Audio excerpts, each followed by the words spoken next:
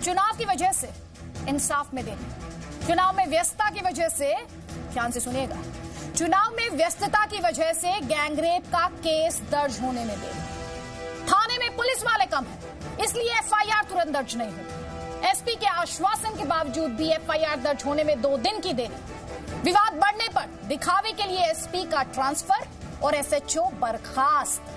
ये मैं आपसे बात कर रही हूं राजस्थान में हुए गैंग रेप की। ये पूरी पटकथा, ये पूरा मामला जो मैंने आपके सामने रखा, ये गैंग रेप से जुड़ा हुआ है और सवालों के दायरे में राजस्थान की गहलोत सरकार है। बीएसपी सुप्रीमो मायावती ये आरोप लगा रही हैं कि चुनाव की वजह से गैंग रेप के इस मामले को गहलोत सरकार ने उजागर नहीं होने दिया। मायावती ये भी कहती हैं कि अलवर में जब तक 6 मई को चुनाव नहीं हो गए, राजस्थान सरकार ने इस मामले को गंभीरता तक से नहीं लिया। अब सवाल ये, क्या कांग्रेस ने अलवर गैंग रेप का महापाप छिपाया? राजस्थान पुलिस का हाथ क्या गैंग रेप के आरोपियों के साथ है? कांग्रेस के लिए चुनाव पहले और महिला सुरक्षा बाद में आती है, ना नियत ना इरादा। क्या झूठा है बेटियों को न्याय का कांग्रेस का दावा? कार्रवाई के दिखावे से क्या धुल जाएंगे कांग्रेस सरकार के कलंक? लेकिन इससे भी ज्यादा अत्यंत गंभीर व दुख की बात यह है कि इस अति घृणित हुई घटना को वहां की कांग्रेसी सरकार ने अपने राजनीतिक स्वार्थ में संबंधित पीड़ित परिवार को डरा धमका के इसे तब तक वहां उजागर नहीं होने दिया गया जब तक वहां पर उस सीट के वोट नहीं पड़ गए थे। क्या ऐसे में वहां की कांग्रेसी सरकार के चलते हुए उस दलित व पीड़ित महिला को समय से सही व उचित इंसाफ मिल सकता है? मैं समझती हूँ नहीं। हमारी पार्टी ये चाहती है कि इस अत्यंत दुखद व गंभीर घटना का माननीय सुप्रीम कोर्ट खुद ही इसका संज्ञान ले तो ये ज्यादा बेहतर होगा और वह इस घटना की समयबद्ध व जल्दी ही सुनवाई करके इसके मुख्य दोषियों के विरुद्ध अपना सख्त से सख्त फैसला देने के लिए आ गया है। इसके लिए हमारी पार्टी की पुरजोर ये अपील भी है। इसके साथ ही हमारी पार्टी तो ये भी चाहती है कि इस घटना के मुख्य दोषियों के विरुद्ध फांसी की सजा होनी चाहिए, वह इससे कम नहीं। जैसे इन्होंने घिनौनी हरकत की है उसके पति के सामने, क्योंकि ये मामला अकेले दलितों के लिए ही नहीं बल्कि ये पूरी महिलाओं के भी मान सम्मान से जुड़ा हुआ है। तो महिलाओं के मान सम्मान से जुड़ा हुआ है, महिलाओं को इंसाफ दिलाने से जुड़ा हुआ है और कुल मिलाकर देश की आबादी का सवाल, आधी आबादी का सवाल है। सवाल बहुत सारे हैं। कई खास मेहमान हमारे साथ हैं। नेहा जोशी बीजेपी का पक्ष रखने के लिए हमारे साथ हैं। अब्दुल रज़ाक पॉलिटिकल एनालिस्ट हैं, कांग्रेस की तरफ झुकाव है। हमारे साथ विक्रम सिंह फॉर्मर डीजीपी है यूपी के, और साथ ही अशोक भारती दलित राइटर हैं, एक्टिविस्ट हैं। आप सभी का बहुत बहुत स्वागत है। लेकिन सबसे पहले मैं आपको लेकर चल रही हूं मेरे सहयोगी शरद के पास, और मेरा सवाल शरद, इस समय क्या चल रहा है वहां पर? कितनी गिरफ्तारियां और कितना ये मामला आगे बढ़ा है? देखिए, मामले की शुरुआत से बात करते हैं तो सबसे बड़ी बात इसके अंदर यह है कि गैंग रेप किया, 5 लोगों ने इसके अंदर गैंग रेप किया और वो भी उसके पति के सामने, पति को सामने खड़ा किया गया और उसके बाद में उस महिला से दुष्कर्म हुआ। एक शर्मसार घटना पूरे राजस्थान नहीं बल्कि देश भर के लिए है। और उसके बाद में अगर बात करते हैं तो लगातार धरने प्रदर्शन, जब ये मीडिया में पूरा मामला सामने आया उसके बाद में ये सारी चीजें शुरू हुई। ये पूरे मामले की बात करें, 28 तारीख को ये मामला, 26 तारीख को ये पूरा मामला हुआ, 30 तारीख को एसपी के पास महिला जाती है लेकिन एफआईआर दर्ज नहीं की जाती है। 2 तारीख को जाकर ये पूरी एफआईआर दर्ज होती है और उसके बाद में 4 तारीख को ये एक वीडियो वायरल हो जाता है कि किस तरह से जो दरिंदे थे उन्होंने घटना को अंजाम दिया। और उसके बाद में जब 6 तारीख को जाकर के मीडिया इस पूरे मामले को दिखाता है, तब 7 तारीख में इसमें 14 जांच टीमें पुलिस की ओर से बना दी जाती है। उसके बाद में एसपी को एपीओ कर दिया जाता है, थानाधिकारी को सस्पेंड कर दिया जाता है। कार्रवाई लगातार आगे बढ़ती है। इसके अंदर जो 5 मुख्य आरोपी थे जिन्होंने रेप जैसी घटना को अंजाम दिया, शरद बड़ी बात है, 26 तारीख को महिला के साथ गैंग रेप किया जाता है और टीम बनती है 7 तारीख को। अब्दुल रज़ाक खान, मैं बिना समय गवाए आपसे ये जानना चाहती हूँ, ऐसे होगा न्याय? देखिए, कोई लिप सर्विस नहीं है जैसे बोलते हैं कि बेटी बचाएंगे, बेटी पढ़ाएंगे। मैं आपसे क्या पूछ रही हूँ? नहीं, अब्दुल रज़ाक खान, आप इधर आज आप व्हाट अबाउटिज्म नहीं करेंगे। आप नहीं 26 करेंगे? अप्रैल को घटना घटी। जैसे ही मामला सामने आया तो 2 मई को केस फाइल हुआ। आपने शायद सुना नहीं जनाब, 16 टीम्स बनाई आपने गई। सुना नहीं जनाब, आपने सुना नहीं। 26 तारीख को ये घटना नहीं, गैंग रेप होता है, गैंग रेप। आज ज्यादातर लोग सिर्फ इसकी कल्पना कर सकते हैं कि महिला को किस दर्द और पीड़ा से होकर गुजरना पड़ता है, ना सिर्फ शारीरिक पीड़ा बल्कि मानसिक पीड़ा। 26 तारीख के बाद 6 तारीख को चुनाव होते हैं और 7 तारीख को टीम बनती है सर।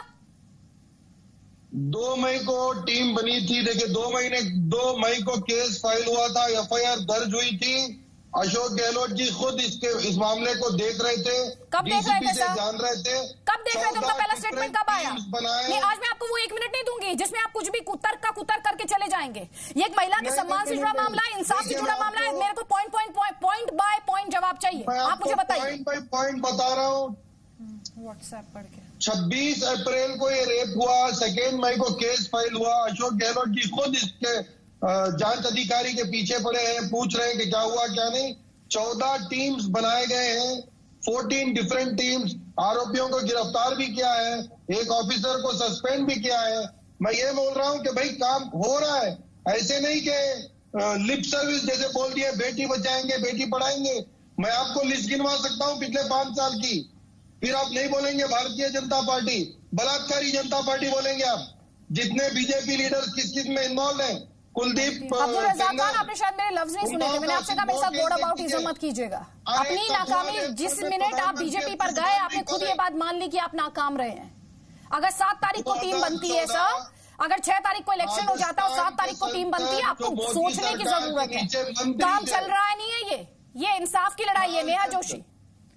अदिति, सबसे पहले तो मैं बीजेपी के एक प्रवक्ता के तौर पर सुबह से शाम तक कई चैनलों पर जा रही हूं और बहुत दिनों से जा रही हूं। मैं धन्यवाद दूंगी जी न्यूज का, ये पहला चैनल आज है जो इस बात पर डिस्कशन कर रहा है।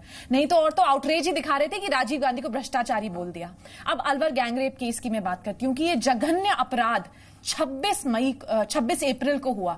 उसके बाद 4 मई को जब ये क्लिप वायरल हुई, और मैं बताऊं ये जब क्लिप वायरल हुई तब तक ये अपराधी उस कपल को, उस महिला को प्रताड़ित कर रहे थे, ब्लैकमेल कर रहे थे, उनके माता पिता को हानि पहुंचाने का उन पर दबाव डाल रहे थे, लेकिन वहां की पुलिस सो रही थी। उसके बाद भी 4 मई के बाद उन्होंने टीम फॉर्म करी और हर जगह क्लिप्स वायरल थी। अपराधियों के चेहरे पूरे हिंदुस्तान में व्हाट्सएप, ट्विटर, फेसबुक पर थे, लेकिन पुलिस को बहुत समय लग गया इनको पकड़ने में। तो आप सोच रही हैं कि ये अब्दुल रज़ाक खान आज बेटी बचाओ बेटी पढ़ाओ, मतलब थोड़ी तो सेंसिटिविटी दिखा लीजिए भाई साहब, थोड़ी तो सेंसिटिविटी। और एक बात और मैं अदिति प्लीज ऐड करना चाहती हूँ कि ये बात कर रहे हैं ना कि बेटी बचाओ बेटी पढ़ाओ, इनकी मंत्री ममता भूपेश राजस्थान सरकार में महिला बाल कल्याण मंत्री हैं। आपकी मंत्री उस महिला से मिलने गई, सांत्वना व्यक्त करने गई और उसकी फोटो फेसबुक पे वायरल कर दी। ये है कांग्रेस का सच। महिला अधिकारों के लिए लड़ेंगे, ये candle light march निकालेंगी Priyanka Gandhi. इनकी मंत्री जाकर एक पीड़ित की फोटो वायरल कर देती है उनको सांत्वना देते हुए। शर्म आनी चाहिए आपको। मंत्री बनाया गया, आप देख लीजिए, अपना हिस्ट्री उठाइए। अशोक भारती, कुलदीप सेंगर की बात कीजिए, उन्नाव की याद दिलाओ। अब्दुल रज़ाक खान, नेहा जोशी, आप एक दूसरे की गलतियां गिनवाते रहिए, मैं महिलाओं के इंसाफ की बात कर रही हूँ। अशोक भारती, इसमें मायावती एक और एंगल लेकर आ गई। आप इस पूरे मामले को कैसे देख रहे हैं सर? जी नहीं, देखिए मुझे लगता है कि ये बात तो रज़ाक खान साहब को और सरकार को स्वीकार करनी चाहिए कि इस गैंग रेप के मसले में राजस्थान सरकार की पूरी तरह से लापरवाही रही है। इसमें मुझे लगता है कि जो अभी हमने देखे हैं, राजस्थान के मुख्यमंत्री जी के बयान आए हैं, आज अखबारों में रिपोर्ट छपी है, बाकायदा एक आचार संहिता सी गाइडलाइन बनी हुई है कि यदि किसी महिला के साथ रेप होता है तो सरकार के विभिन्न डिपार्टमेंट को क्या करना है। स्थानीय पुलिस ने क्राइम डिपार्टमेंट को और अपने हेडक्वार्टर को इसके बारे में सूचना दी नहीं और उस पर कार्रवाई तो सवाल ही नहीं उठता। पहली बार जो पहली गिरफ्तारी 7 तारीख को हुई है। लेकिन मैं ये बात कहना चाहता हूं कि राजस्थान में खास तौर से दलित और आदिवासी महिलाएं जो हैं वो संकट में हैं। मैं बताऊं 2012 से लेकर 2016 तक, और मैं ये भी बताना चाहता हूं केंद्र सरकार ने अभी तक पिछले साल की नेशनल क्राइम रिकॉर्ड ब्यूरो की रिपोर्ट रिलीज नहीं की है। इसलिए मैं पिछली रिपोर्ट के आंकड़े बता रहा हूं। पिछले 4 साल में 1551 दलित महिलाओं के साथ रेप के केस हुए राजस्थान में।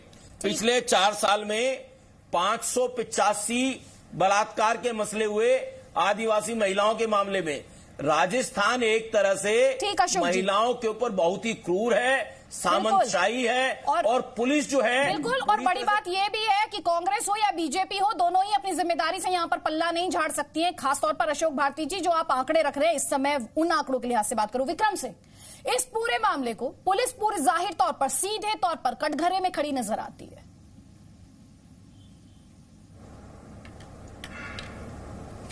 अदिति जी, पुलिस कटघरे में ही नहीं, उन्होंने जिस प्रकार की प्रशासनिक विकलांगता का परिचय दिया है वो अत्यंत निंदनीय है और दंडनीय है। इसी राजस्थान में कुछ वर्ष पूर्व एक विदेशी पर्यटक का बलात्कार हुआ था। 18 दिन में राजस्थान पुलिस ने विवेचना पूर्ण करके उसको सजा दिलवाई बलात्कारियों को। इसमें पहले आपने एफआईआर नहीं की। ये किस कानून की किताब में लिखा है कि निर्वाचन हो रहा है तो एफआईआर नहीं होगी, बल्कि इस प्रकरण में थाना अध्यक्ष के विरुद्ध धारा 166A आईपीसी, जो कि निर्भया केस के बाद नया आईपीसी में इसीलिए डाला गया है कि अगर आप वो कार्रवाई नहीं करते जो आपसे अपेक्षा की जाती है ऐसे प्रकरण में, तो 166A। थाना अध्यक्ष को आपने अदिति शब्द इस्तेमाल किया बर्खास्त, वो बर्खास्त नहीं हुए हैं, वो निलंबित हुए हैं। उनको सेवा मुक्त डिसमिसल होना चाहिए उनका, अनुच्छेद 311 उपधारा 1 के अंतर्गत, क्योंकि जिस प्रकार की कर्तव्य के प्रति उदासीनता की है, राजस्थान की पुलिस की उजली वर्दी पे धब्बा लगाया, वो धुलना मुश्किल है। कप्तान साहब के सामने जब ये पीड़ित पक्ष गया, उन्होंने पंजीकृत नहीं कराया। कप्तान साहब का भी ट्रांसफर नहीं, क्योंकि 15 दिन में और अच्छी पोस्टिंग पा जाएंगे। निलंबन और चरित्र पंजिका में प्रतिकूल प्रविष्टि, इससे कम पे। और जो कानून व्यवस्था की स्थिति है, 3 घंटे तक अपराध चला, उसके बाद शोषण हुआ, 9,000 रुपए की मांग की गई। आप पुलिस कर क्या रही थी? पुलिस तो भूखे भेड़िए की तरह बैठती है। महिला को ब्लैकमेल करने की भी पूरी कोशिश की गई, इस मामले को दबाने की कोशिश की गई। और इंसाफ की लड़ाई जिसे अब कहा जा रहा है, वो तब शुरू हुई जब जनता सड़क पर निकल कर आई, जब मीडिया की तरफ से प्रेशर बनना शुरू हुआ। सवाल बहुत सारे हैं, ब्रेक के उस पार हम उठाएंगे, आप रहिए हमारे साथ। तो बड़ा सवाल यही, क्या राजस्थान सरकार की तरफ से अलवर में जो पाप हुआ, या कह लीजिए महापाप हुआ, उसे दबाने की कोशिश की गई? कई खास मेहमान लगातार हमारे साथ बने हुए हैं। अब्दुल रज़ाक खान, और किसी की बात ना सही, आपने अशोक भारती की बात तो सुनी ही होगी। और सर, व्हाट अबाउटिज्म करके जिम्मेदारी से पल्ला नहीं झाड़ा जा सकता। और साथ ही पुलिस कैसे नाकाम रही है वो आपको विक्रम सिंह ने बता दिया। अब तो आपका सिर शर्म से झुक जाना चाहिए सर। आदित्य जी, देखिए, जो पुलिस अधिकारी काम नहीं किए, मतलब थोड़ी देरी कर दिए, उनको तो सस्पेंड किया गया है। जितना सरकार को करना है, सरकार अपने तरफ से पूरा पूरी कोशिश कर रही है। थोड़ी देर छुट्टी मना के वापस आएंगे। एक सेकंड, लेट हिम फिनिश। अच्छा नेहा जोशी जी, अगर मैं बोलना शुरू करूं ना, ब्रजेश ठाकुर जी को बचाने के लिए आपकी सरकार ने जैसा काम किया, सर यही तो प्रॉब्लम है। एक सेकंड रुक जाइए, पहली बार don't let him derail. Abdul Razzaq Khan, CBI director को अब्दुल रज़ाक खान, मेरी बात ध्यान से सुनिए। सीबीआई का दुरुपयोग किया। अब्दुल रज़ाक खान, मैं सीबीआई पे डिबेट नहीं कर रही हूँ, एक महिला के मान सम्मान पर डिबेट कर रही हूँ। इतनी सेंसिटिविटी तो दिखा सकते हैं सर आप, उठा रही है। इतनी सेंसिटिविटी तो आप दिखा सकते हैं सर इस डिबेट में बैठकर। कांग्रेस की नहीं, लोगों की बात हो रही है, जिनके चुनाव का हवाला देकर आपने कार्रवाई रोकी सरकार ने। वोट करने वाले भी वही लोग हैं, सरकार बनाने वाले भी वही लोग हैं, और उनके साथ अत्याचारों का आप चुनाव का हवाला देंगे? उस लड़की को थाने से भगा दिया गया कि 5-6 मई तक कुछ नहीं होगा जब से पोलिंग होगी। और अदिति, ये हिंदुस्तान टाइम्स की रिपोर्ट है कल की, उसके बाद से 3 गैंग रेप के मामले राजस्थान में हो गए हैं। इसका जवाब देंगे अब्दुल रज़ाक खान? कम से कम आज तो ये मादा रखिए कि दिल पे हाथ रख के बोले कि गलत हुआ, गलत किया। अरे गलत तो कठुआ में हुआ, गलत तो उन्नाव में हुआ, गलत तो मुजफ्फरपुर में हुआ, गलत तो बिहार में हुआ। कभी प्रधानमंत्री अपनी जुबान से एक बात नहीं बोले। अब्दुल रज़ाक खान जो अलवर में हुआ वो क्या था? अदिति जी, देखिए, अगर हम सिर्फ ये बात करेंगे कि आपने ऐसा किया, हमने ऐसा किया, हमने ऐसा किया, आपने ऐसा किया, इससे बात तो नहीं समझती। जी न्यूज़ के करोड़ों दर्शक आपको देख रहे हैं, और आपकी हिपोक्रेसी भी एक्सपोज हो रही है, आपके डबल स्टैंडर्ड्स भी एक्सपोज हो रहे हैं। तो बड़ी बहस आपको दिखा रहे हैं इस सवाल के साथ कि क्या राजस्थान पुलिस का हाथ गैंगरेप के आरोपियों के साथ है, क्योंकि जिस तरह से पूरा मामला आगे बढ़ा, जिस तरह की प्रताड़ना से इस पीड़ित महिला को होकर गुजरना पड़ा, उसके बाद ये सवाल उठना बहुत लाजमी है। कई खास मेहमान हमारे साथ लगातार बने हुए। नेहा जोशी, अशोक भारती ने सिलसिलेवार तरीके से बताया कि कैसे महिलाओं को टारगेट किया जा रहा है, और वो सिर्फ अभी नहीं हो रहा है, उन्होंने बाकायदा आंकड़े पेश किए पिछले 4 सालों के। तो जवाबदेही तो आपकी भी। अदिति देखिए, सबसे पहले तो मैं बिल्कुल भी राजनीतिक बात नहीं करना चाहती हूं, क्योंकि एक महिला होते हुए मुझे लगता है मैं अपने आप को शर्मिंदा नहीं करूंगी इसमें राजनीति लाके। लेकिन सोचने वाली बात यह है कि इलेक्शंस, आप देखेंगे पिछले पूरे जब से इलेक्शन शुरू हुए आचार संहिता लगी है, कांग्रेस पार्टी और इन विपक्षी पार्टियों का बार बार ये रहा है कि आचार संहिता लगी है, ये नहीं कर सकते, वो नहीं कर सकते, आप सैटेलाइट लॉन्च नहीं कर सकते। अगर हमारे सामने कोई अपराध होता है, जघन्य अपराध होता है, हम उस पर भी एक्ट नहीं करेंगे क्योंकि हम सोचेंगे कि इलेक्शन में हमें कुछ नुकसान हो जाएगा। अदिति, राजनीति ना करते हुए भी एक बात जरूर रखूंगी। अभी अब्दुल रजाक खान बोल रहे थे ना कि बीजेपी के स्टेट में ये हुआ, इनके स्टेट में ये हुआ। अब्दुल रजाक खान साहब, गुड़िया याद है आपको, हिमाचल प्रदेश की सरकार गिरा दी थी गुड़िया ने आपकी, लेकिन मैं उसको मेंशन नहीं करूंगी क्योंकि राजनीति करने का समय ये नहीं है। आज अगर हम कुछ कर सकते हैं तो शर्मिंदा हो सकते हैं उस महिला के लिए, उस लड़की के लिए जो 3 घंटे तक उसने ये बर्बरता झेली, ये शर्मिंदगी झेली, और उसके बाद भी आज खड़ी है न्याय के लिए, आज एक सिंबल ऑफ स्ट्रेंथ बन के खड़ी है। लेकिन अदिति, यहां रुकती नहीं है बात।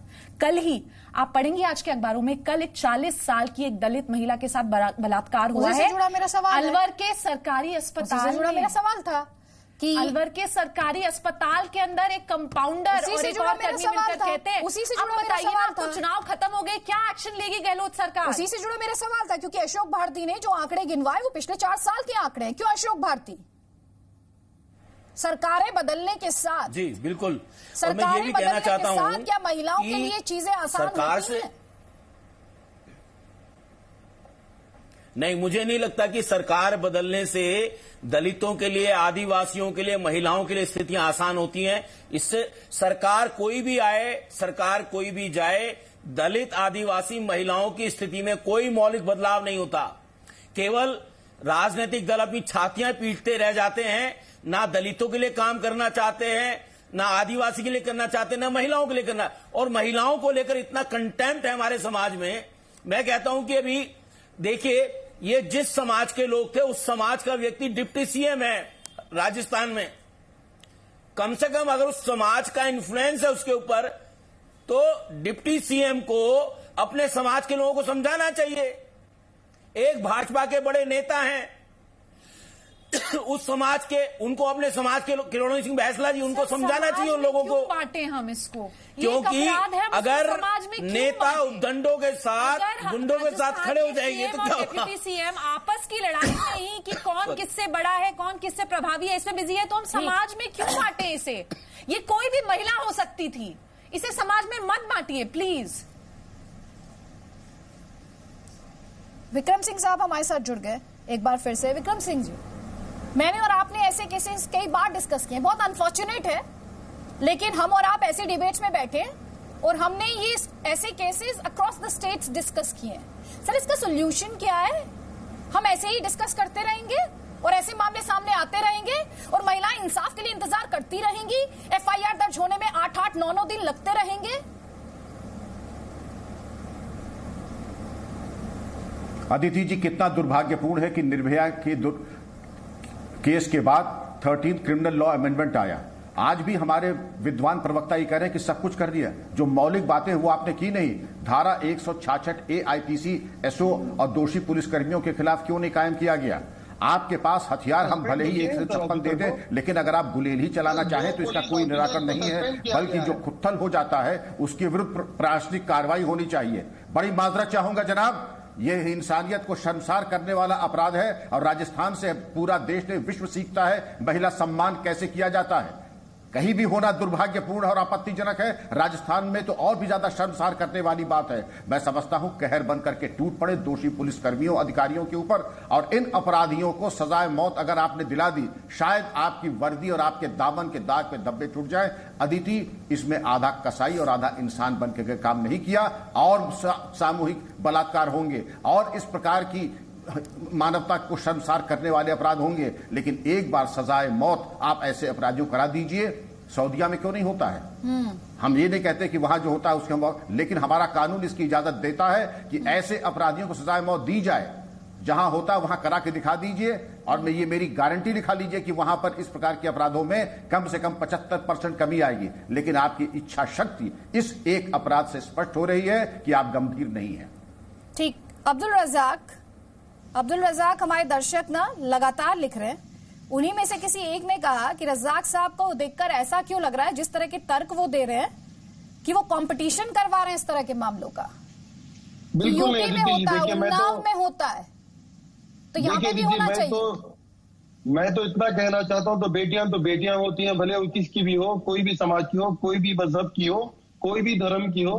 मैं तो सिर्फ इतना कहना चाहता हूँ कि देखिए, एक महिला के साथ गलत हुआ है तो सरकार उसके ऊपर एक्शन ले रही है। सिर्फ आप चुनाव को सामने रखकर चुनावी फायदा ढूंढकर आज कांग्रेस पे उंगली उठा रहे हो। लेकिन बताइए कि चुनाव के कारण उस महिला को वापस भेज दिया गया, कहा गया कि चुनाव तक कोई कार्यवाही नहीं होगी। क्या आप इसको सही मानते हैं?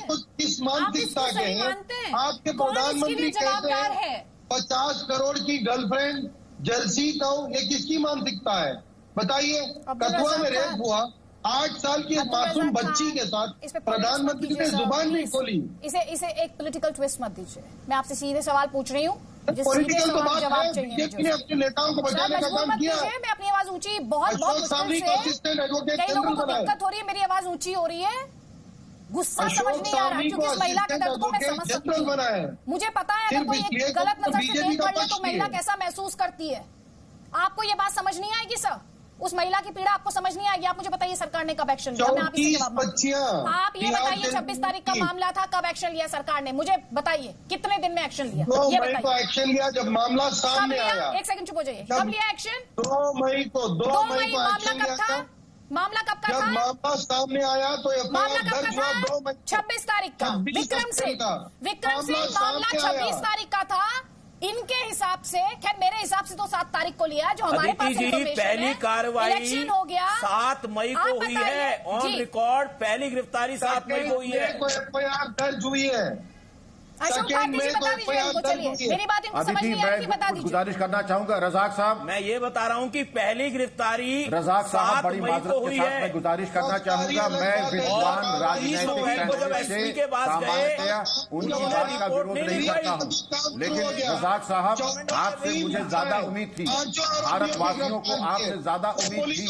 जब 26 अप्रैल का वाकया था तो किन हालात में एफआईआर नहीं लिखी गई, और अगर एफआईआर नहीं लिखी गई इसमें और सख्त कार्रवाई की थी। ये वैसे ही है कि कैंसर में हमने होम्योपैथिक या च्यवनप्राश खिला करके इलाज की कोशिश की जहां सर्जरी की जरूरत नहीं, विक्रम साहब जैसे कि मामला सामने आया और बहुत विलंब एफआईआर दर्ज हुआ है, उसके ऊपर एक्शन लिया गया है। अब्दुल रज़ाक मैं माजरत के साथ चाहूंगा, एक बात मैं कहना आप बात सुनिए रज़ाक साहब, मैं गुजारिश करना चाहूंगा, आपकी पुलिस बड़ी काबिल और सक्षम है।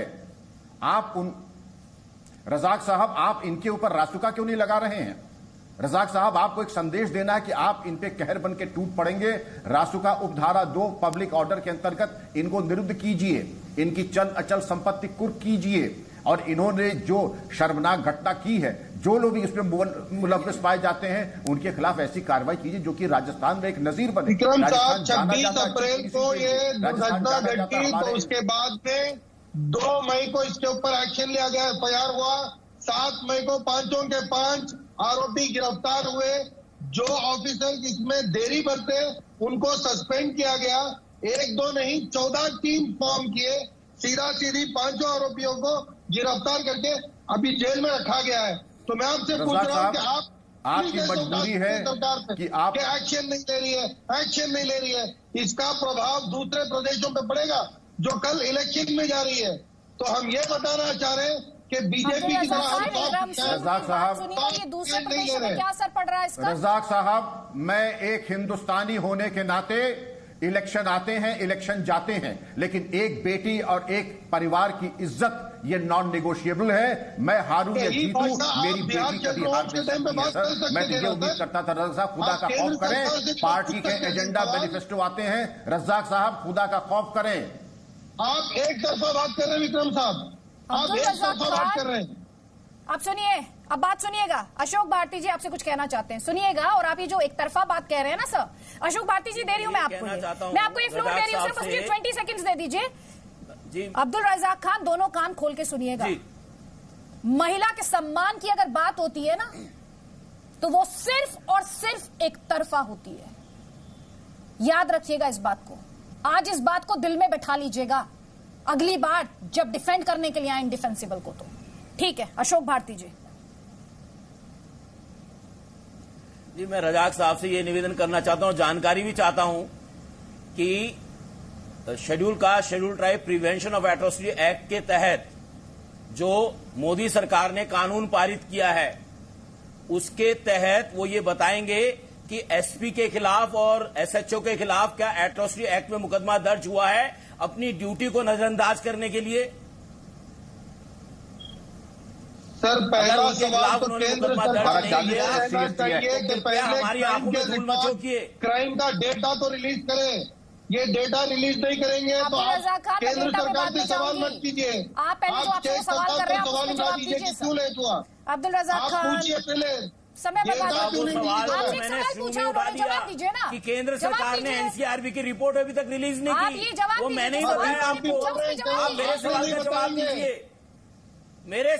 मेरे तथ्यों को अपने आप मत रखिए, मेरे सवाल का जवाब दीजिए।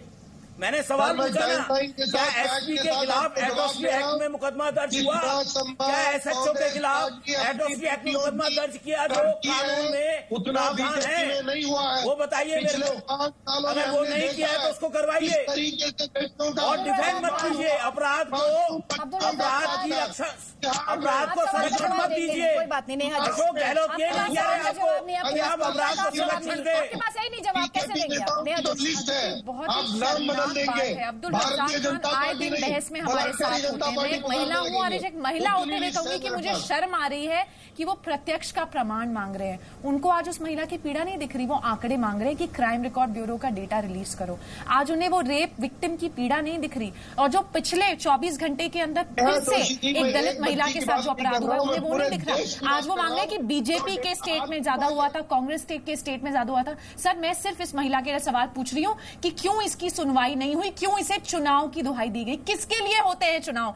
किसके लिए लड़ती है पॉलिटिकल पार्टी चुनाव? इन्हीं लोगों के लिए लड़ती है ना, इन्हीं के वोट मांगने जाती है। तो कैसे उसको वापस भेज दिया गया ये कहकर कि चुनाव के बाद आना? और इसका जवाब दे कौन है? आप इसका मुझे जवाब दे दीजिए बस आज। आपने अपने बीजेपी नेताओं को बचाने के लिए क्या क्या नहीं किया? अरे चुप करिए, बहुत हो गया, बहुत शर्मिंदा कर लिया आपने अपने आप को। आप ब्रजेश ठाकुर को बचाने के लिए कितनी कोशिश कर लिया। मैं यहाँ किसी को बचाने के लिए नहीं बैठी हूँ। बढ़ रहे हैं, थमने का नाम नहीं ले रहे हैं। ये हमें और आपको, हर किसी को शर्मसार करने वाली बात होना चाहिए। मैं आपसे कह रही हूँ जो इस समय टीवी देख रहे हैं। एक छोटे से ब्रेक ले हम।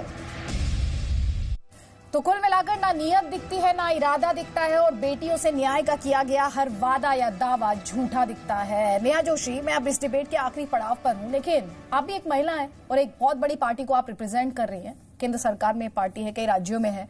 सोल्यूशन क्या है इस तरह के मामलों की? ये एक वन ऑफ इंसिडेंट नहीं है, पुलिस की इनसेंसिटिविटी का भी ये वन ऑफ इंसिडेंट नहीं है। अदिति, अनफॉर्चुनेट बात यह है कि हर कुछ महीनों में हम यहाँ पर बैठ के किसी ऐसे अपराध को डिस्कस कर रहे होते हैं, उस पर डिबेट कर रहे होते हैं।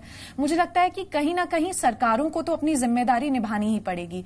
कैसे किसी पुलिस वाले में हिम्मत होती है, अभी फॉर्मर डीजीपी सभी कह रहे थे, कैसे किसी पुलिस वाले में हिम्मत होती है इतने कड़े कानूनों के बावजूद कि ऐसे अपराध की किसी विक्टिम को अपने दरवाजे से वापस भेज देने की और उसको सब्जेक्ट करने की, इस तरह के टॉर्चर के, और कैसे सरकारों की हिम्मत होती है वापस जनता के बीच में जाने की और ये बात करने की कि हम महिलाओं के लिए सुरक्षा प्रदान करेंगे, जब बार बार एक्सपोज होते हैं इस बात पे। आपको भंवरी देवी कांड याद है? अशोक गहलोत जी की सरकार उसी की वजह से गिरी थी। ठीक, विक्रम सिंह साहब, क्लोजिंग कमेंट सर आपका लेना चाहती हूँ। ये साउंड फिर चला गया। अशोक भारती जी। जी देखिए, मुझे लगता है हमारे देश की जो police and law and order machinery है, इसमें महिलाओं के प्रति संवेदनशीलता इसलिए कम है क्योंकि महिलाओं की उपस्थिति उसमें है नहीं। मेरा मानना यह है कि पुलिस फोर्स में कम से कम 50% महिलाओं को भर्ती किया जाना चाहिए। अगर उसके लिए जरूरत पड़े तो आरक्षण लाना चाहिए और ये काम जरूर करना चाहिए, क्योंकि जब तक महिलाएं उस फोर्स में नहीं आएगी, महिलाओं के सम्मान की रक्षा मर्दों पर नहीं छोड़ी जा सकती। ठीक। और ब्रेक में जाने से पहले मुझे आपसे ये कहना है, कहते हैं prevention is always better than cure. तो ये नौबती क्यों आए? जितने भी दर्शक इस समय हमें जी न्यूज पर देख रहे हैं, इस समय आपसे ये कहना चाहती हूँ, एजुकेशन आपकी तरफ से शुरू होनी चाहिए। आप अपने बेटों को सिखाइए कि महिलाओं का सम्मान और उसकी हिफाजत करना क्यों इंपॉर्टेंट। एक छोटे से ब्रेक के लिए रुक रहे हैं, जी न्यूज पर जाएंगे।